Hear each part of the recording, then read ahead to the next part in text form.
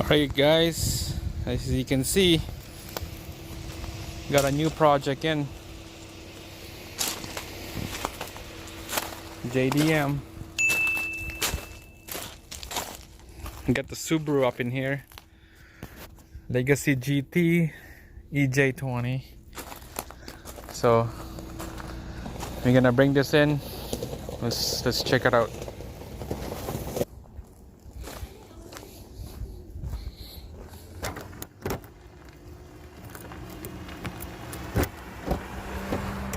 Voila!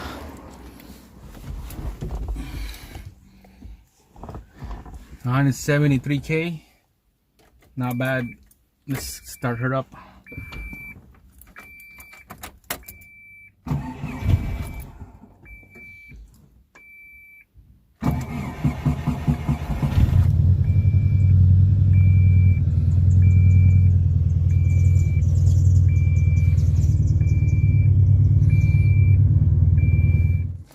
Alright guys, you can tell I got a twin turbo stage 2 Subaru up in here. There's the little one on the left side, and there's the big one on the right side. I don't know if some of you guys probably won't know why there's a little one and a big one. The little one is for low RPM. The big one is for when it gets rich to boost. And it just, the rubber on this is just cracking, all the vacuum hose. So concern on this is you just won't go over past 10k. It just dead slow, super slow, and it just feels like the turbo probably went out. This one right here.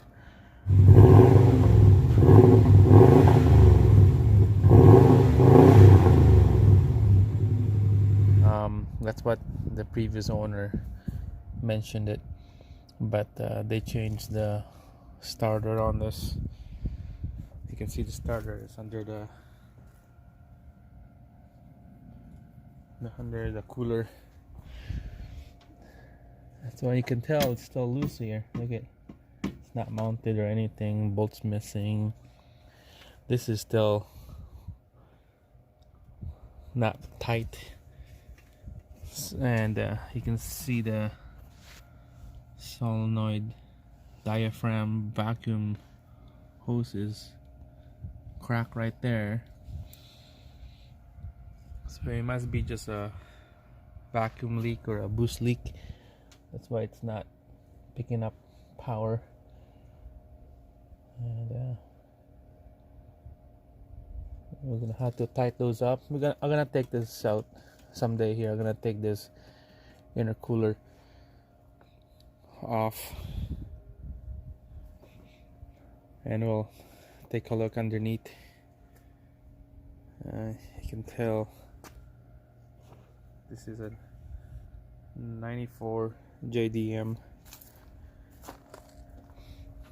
We had to double check all the vacuum line. They hook up a boost gauge on here. It's really snug. We might have to change some hoses on this. So yeah, very cool setup. This is just a video for the engine, and in the next video I'll take you guys into the inside the vehicle. But right now you can see a little moisture oil leak inside in there underneath the cooler, intake cooler. So check it out.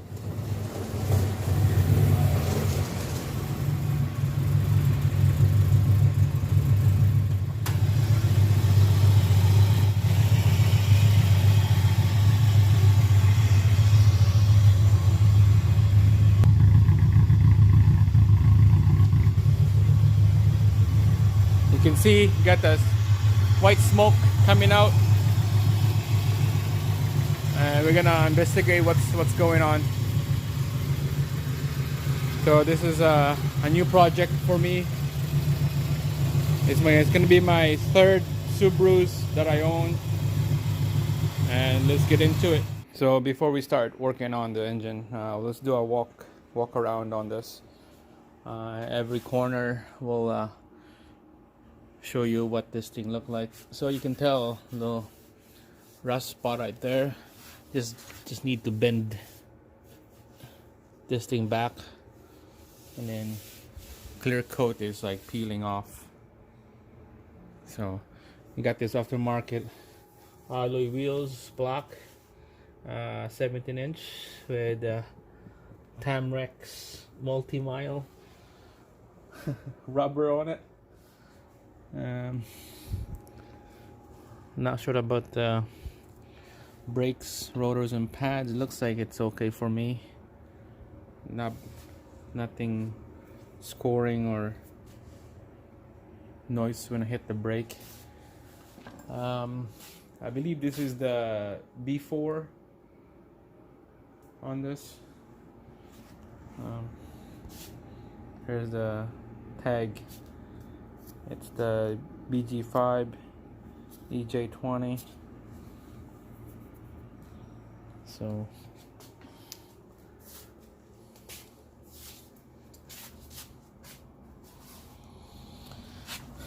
okay, that's good. The same tires at the back.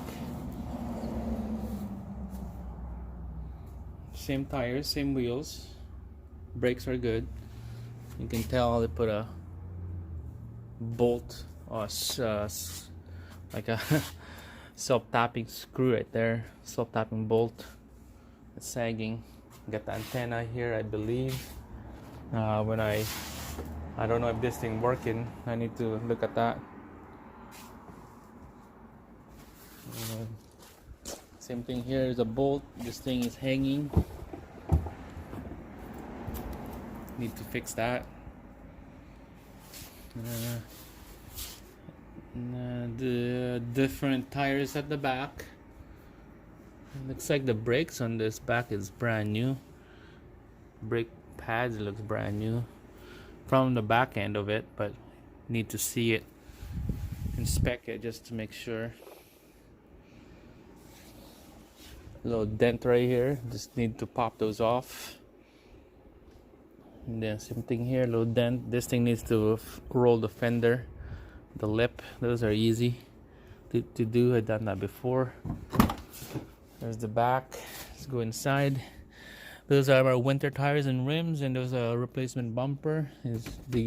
Came with the car, I guess, because of this here, right here, because that thing is busted. So here's the inside. 5-speed. Nice interior. Low worn out. There's no tear or anything, rip or anything. Door panels are nice. The gauge looks decent. I noticed that the back light of the gauge is different color. Driver's side, not bad. They hook up this boost gauge here with a tape. I can't tell what brand those are, but Momo wheels. Pretty sick. They got Kenwood double den, I believe, or single den. No sunroof or anything. So yeah, that's about it. The interior, exterior, body is kind of a little rough. Not bad though. A little rust in the door, both doors. Rust spot. The windshield has a crack on that side, but it's not bad. I got the crossbar, side rails. So wheels on this side.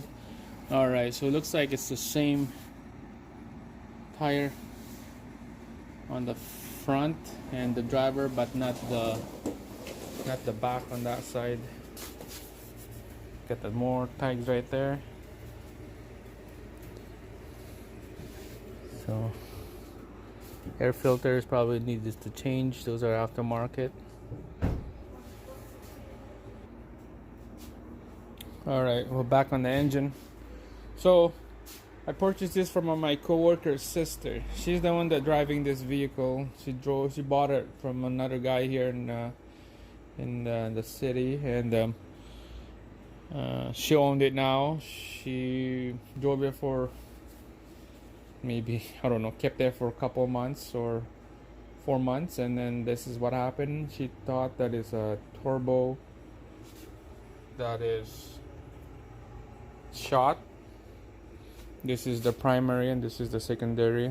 The little one is for low boost, and that one is for the big boost. It kicks in when you hit a lot of boost. So white smoke come out, smell like gas, super rich on gas. Before the turbo blew, they had a starter, reman starter, put in here, and it's on this side. That's a starter right there.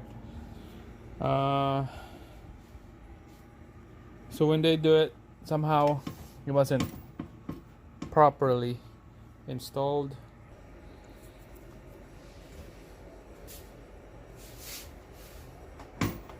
So it's loose. The coupler here, the straps are loose. I'm gonna take this off. Just wanna see what's behind, see if everything is bolted together. Bolts missing.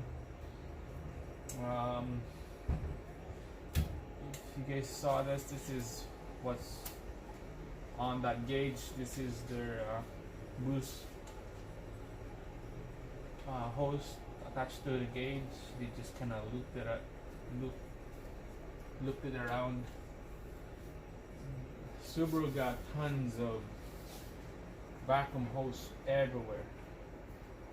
Just bunch of wires and hoses. Some of them are brittle hose, like super stiff.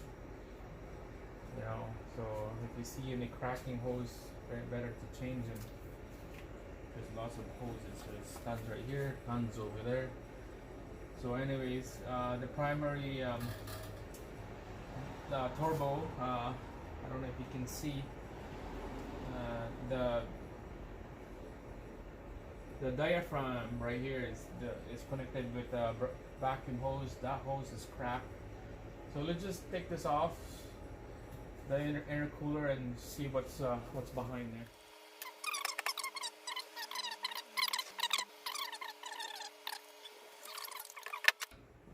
Yeah, look at this clamp. It's not even hooked up. This is the charge pipe. Damn.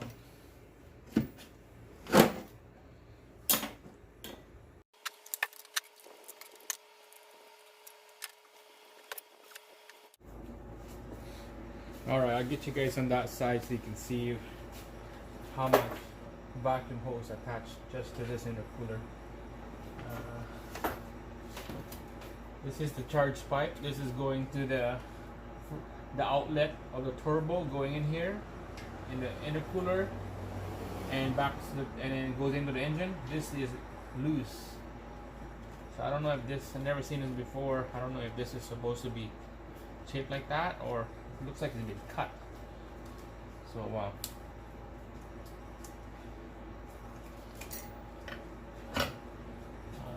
But see, like right now it's better to take a picture so that you know where all those hoses go into, so that next time when you put it back together you don't have to scratch your head one or twice, so that you know where to go. This thing is crazy. It just breaks.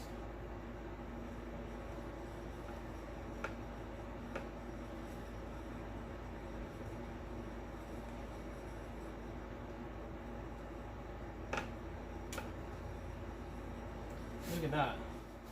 Alright guys, took the hose off on this side. I'm just gonna take it this on here and we'll do some investigation.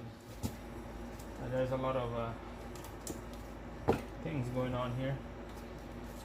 Yeah, that thing is hitting, see, because it's not bolted in properly. It's scratching here, so hopefully there's no leak or anything. Little diaphragm solenoid controlled by vacuum. You can tell the inlet here comes out going to the intake. There's oil right there. That means oil is coming out of the turbo. I've seen one that this thing get filled with oil and coolant. So I'm gonna move that away. We don't wanna break anything. Move that away. Sits in the corner there. We'll take you guys in all the way to the back here.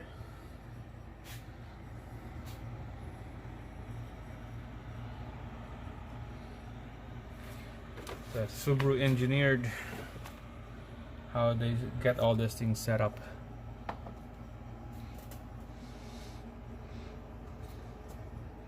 So turbo, primary. Here's my blow off valve.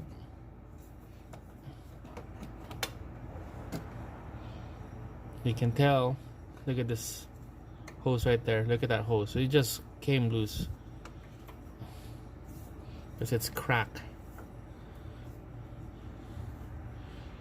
You know, that needs to be changed.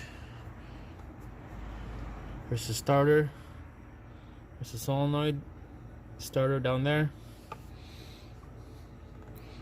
and this wasn't tight properly. This goes into the back of the intercooler, so everything was loose. It wasn't like bolt everything down.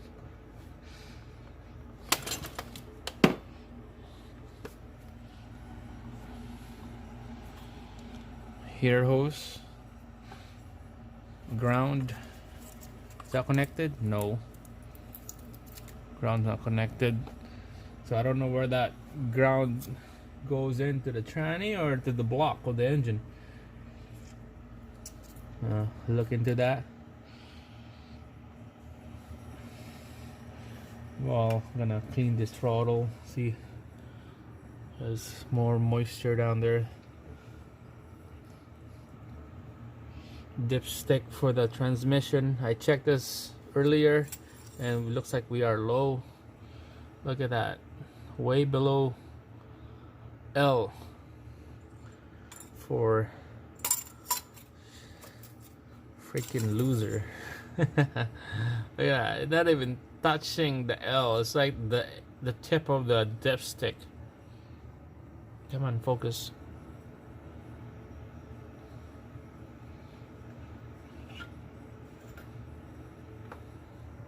It's really crazy. Anyways, you can see it. So I did look one up already. I think 7590 synthetic on this. One guy on my in my Facebook group, he said that a Redline brand is really good at this friction modifier. Redline 7590 on the transmission, and there's the secondary turbo right there. You can tell that this is dry, so this is good. Means that there's no leaks from the turbo, from the charge side. This is the charge side going into the intercooler.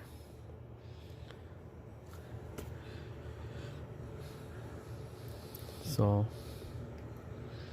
this one is a charge side as well. This one definitely needs some that one is clean. See, turbo outlet, it's clean. So wonder where those oil coming from. Wonder why.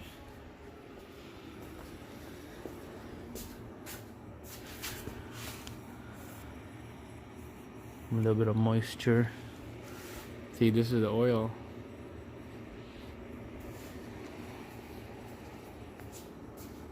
Let's check the oil level on this.